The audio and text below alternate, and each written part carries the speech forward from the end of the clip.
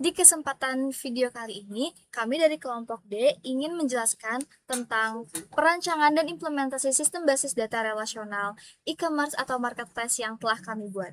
Pertama-tama, kita akan mulai dari DDL terlebih dahulu. DDL adalah SQL yang berfungsi untuk mendefinisikan, mengubah, dan mengontrol struktur objek basis data seperti membuat tabel, menentukan tipe data setiap kolom, serta menetapkan batasan atau constraint agar data yang tersimpan tetap konsisten dan valid.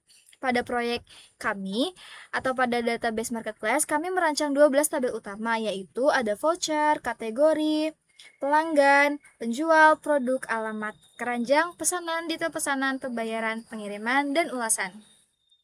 Sebentar, saya akan coba meran. Teman-teman bisa lihat pada navigator sudah terlihat database DB Marketplace dengan tabel yang ada 12 ini. Kemudian, kami akan lanjut ke DML. DML adalah subset bahasa SQL yang digunakan untuk mengakses, memasukkan, memodifikasi, atau menghapus data aktual yang disimpan di dalam objek database yang telah didefinisikan oleh DDL. Pada database kami menggunakan data dummy. Kami menggunakan 40 baris untuk setiap entitas dan 5 baris untuk tabel voucher dan juga kategori. Sebentar, saya akan coba run.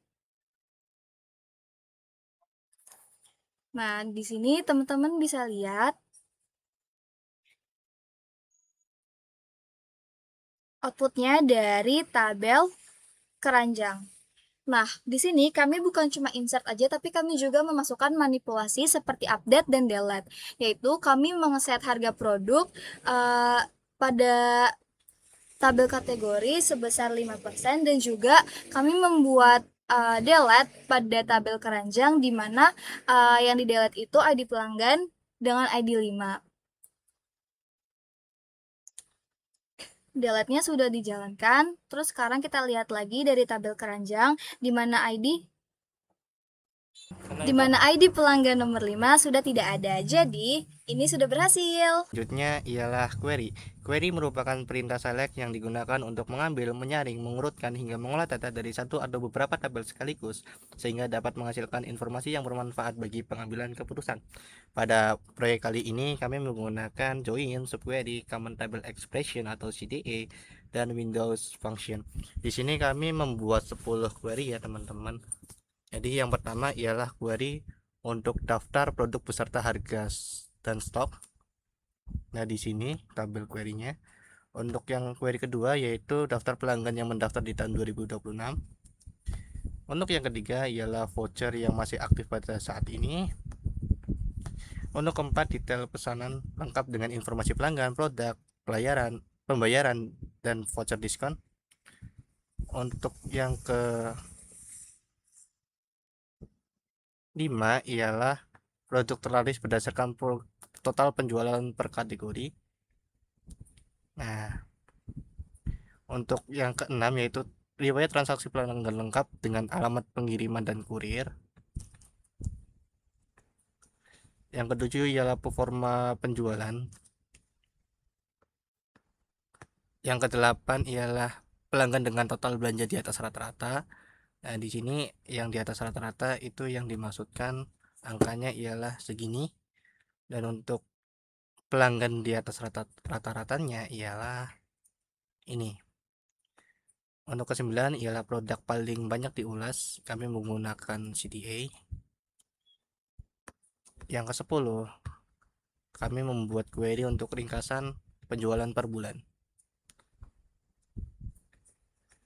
Kali ini saya akan jelaskan terkait dengan view. Nah, view itu yaitu tabel yang dibentuk dari hasil sebuah query dan disimpan sebagai objek basis data, sehingga kami lebih mudah untuk mengakses data hasil gabungan beberapa tabel tanpa perlu menulis ulang query kompleks.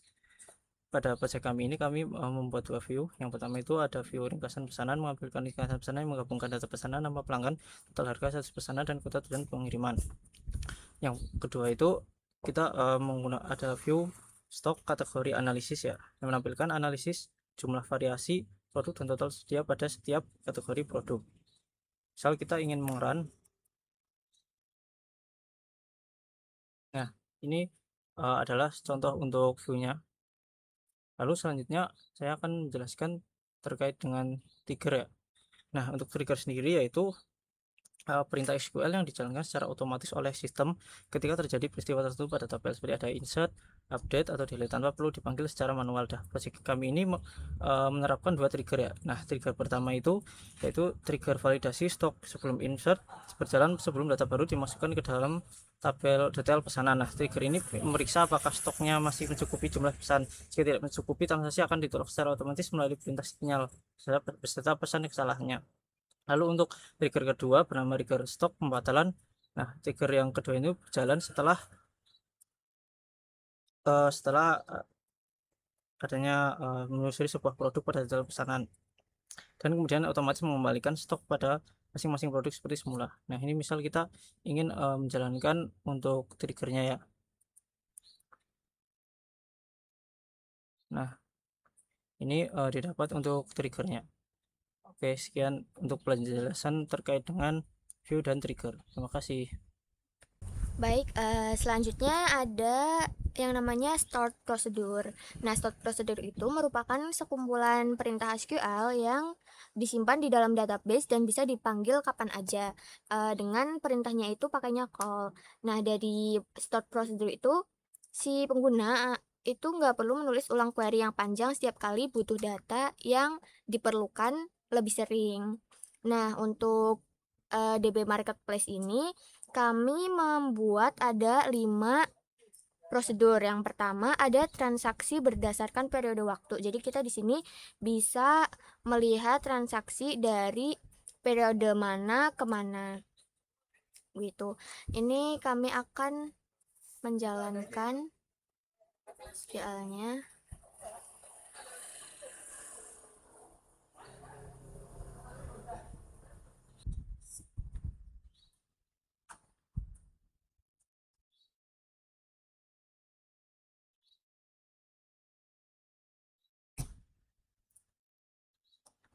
Oke, terus kemudian yang kedua itu ada omset bulanan eksekutif. Kita bisa melihat omset bulanan per bulannya dari prosedur ini.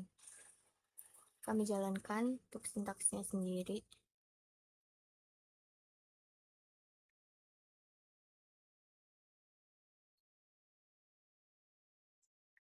Kemudian ada total penjualan per kategori, dan di sini kami ada menggunakan query join. Dari yang pertama ada tabel total pesanan, terus di join ke produk sama kategorinya biar tahu total penjualan per kategori.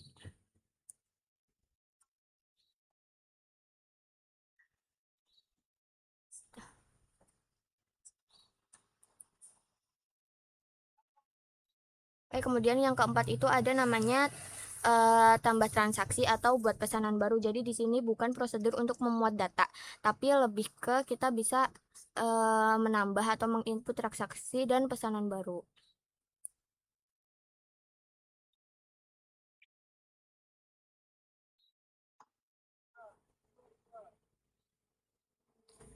Oke, terus yang terakhir itu ada menampilkan produk terlaris dari data pesanan, terus dijoin ke produk. Kita bisa meranking menjual dengan dash itu, jadi bisa ngelihat rankingnya produk terlarisnya apa.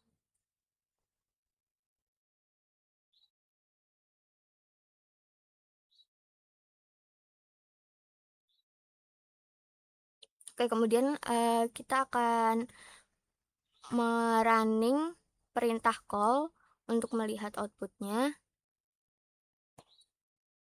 Yang pertama ada transaksi berdasarkan periode waktu. Nah, ini untuk periode waktunya itu bisa input, ada 2 input yaitu tanggal mulai sampai tanggal selesainya. Maksudnya kita mau input dari periode kapan sampai kapan. Itu ada di sini. Nah, ini untuk outputnya. Kemudian selanjutnya itu omset bulanan. Ini total omset bulan ke-5 dan 6. Terus buat total penjualan per kategorinya. Nih, ada kategori elektronik, fashion, pria, dan lain-lain. Terus untuk tambah transaksi kayak gini, ini kita bisa nambah, ini nggak ada outputnya karena ide udah nambah. Terus buat produk terlaris begini. Baik, sekian dari prosedur. Baik, yang selanjutnya yaitu ada function, di mana function itu berbeda ya dengan storage prosedur. Nah, function itu mengembalikan satu nilai tunggal dan bisa langsung digunakan dalam select, sedangkan prosedur itu harus dipanggil dengan perintah call. Nah, pada project kali ini kami itu membuat 3 function. Yang pertama itu ada function fn total belanja yang menghitung total belanja bersih pelanggan dengan mengabaikan pesanan berstatus diabaikan. Nah, yang kedua itu ada function fn hitung diskon voucher. Nah, yang menghitung potongan diskon berdasarkan ada jenis jenis vouchernya itu baik berupa persentase maupun nominal. Yang selanjutnya itu ada fn kategori pelanggan, yang dimana itu dia itu nanti mengklasifikasikan loyalitas pelanggan menjadi 3 kategori. Yang pertama itu ada platinum core customer yang dengan total belanjanya itu nanti di atas 5 juta rupiah. Yang kedua itu ada gold regular customer yang belanjanya itu di antara 1.500.000 rupiah sampai dengan 5 juta rupiah. Yang selanjutnya itu ada silver customer, yaitu untuk total belanja di bawah 1.500.000 rupiah. Nah, function ketiga ini dia itu memanggil function pertama di dalamnya sehingga menunjukkan bahwa function dapat saling berinteraksi. Kemudian saya akan menunjukkan query uji coba yang kami jalankan, di mana nah, di sini terlihat dari outputnya terlihat bahwa setiap pelanggan itu ditampilkan bersama total belanja bersih dan kategori loyalitasnya secara otomatis. Nah, sebagai contoh, Andi Pratama tercatat memiliki total belanja sebesar 5.499.000.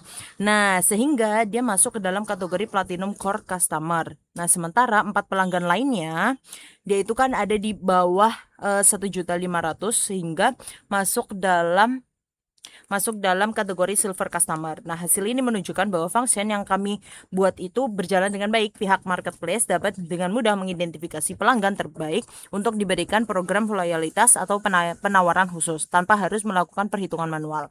Nah, demikian yang dapat kami sampaikan. Wassalamualaikum warahmatullahi wabarakatuh. Bye, see you.